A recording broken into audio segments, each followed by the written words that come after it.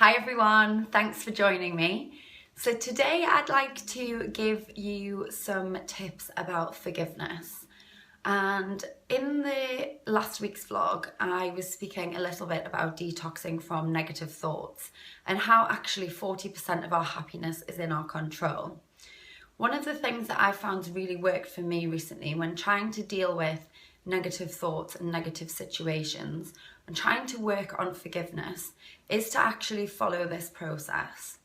So if you feel like you've been hurt by someone, if you feel like someone has done something wrong to you, if you feel like you are angry, frustrated, resentful, if you feel like you want to maybe lash out or you feel like you're a victim of a certain situation, the steps that I would suggest to follow are, first of all, realize what it is that you are feeling. So actually allow yourself to feel the emotion that you are feeling. If it is anger, you might not actually recognize that it's anger until you think about it and connect with the emotion that you are feeling. Is it upset? Is it fear? Is it resentment? Is it hurt? First of all, work out what it is you're feeling and allow yourself to truly feel that. Sometimes what we think we are feeling isn't actually what we are feeling. Step number 2, after you've actually expressed these feelings, is to write them down. So you don't necessarily have to tell anybody that you're feeling like this, but just the simple act of writing them down and expressing them can actually help you offload these emotions, and the emotions that we would actually recognize as being negative and painful for us. So step number 1, feel your emotions. Step number 2, express them and write them down. When you're actually writing your emotions and feelings down, it's always best to use a pen and paper. There's a certain level of connectedness that comes through writing, and actually writing from the body and using the pen and paper as an extension of yourself and allowing yourself to express in that way. Step number 3 is forgiving yourself. So even if you are hoping to forgive somebody else, forgiveness isn't something that actually makes what you think's been done to you all right. It doesn't make it okay. It just means that you're releasing all of the toxic feelings that are associated with that. So think about forgiving yourself. Say to yourself, I forgive myself for having these negative thoughts. I forgive myself for getting caught in a downward spiral of negative emotions, because after all, the only person that you're hurting is yourself.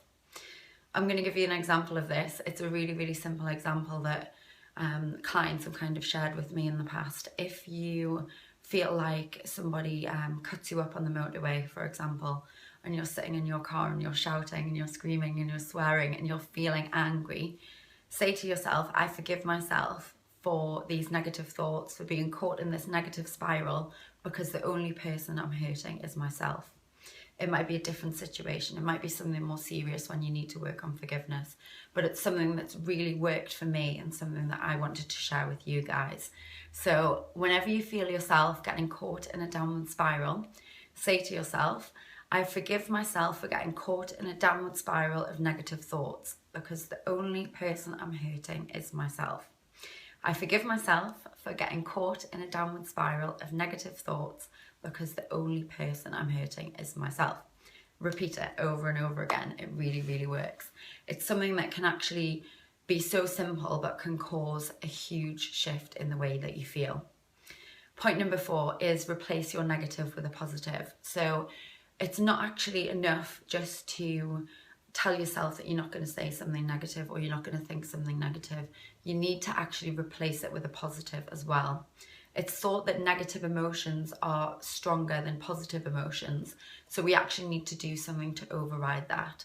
So think about a positive mantra or a positive activity that you can do. Maybe it's going to see friends, maybe it's cooking a really healthy meal, maybe it's going out for a run and getting all of those endorphins going. Whatever it is, replace that negative with a positive. So 4 steps: connect with your emotion, work out what it is that you are feeling. Step number 2, express that emotion, write it down. Step number 3, forgive yourself. And step number 4, replace your negative with a positive. I hope that helps. I know it really, really helped me. If you would like to see more of our Optimal You videos, then subscribe to our YouTube channel below and stay in touch through our social media on Twitter, Instagram and Facebook as well. And they are all at Optimal You. Thanks so much for joining me, and I will see you next time. Bye.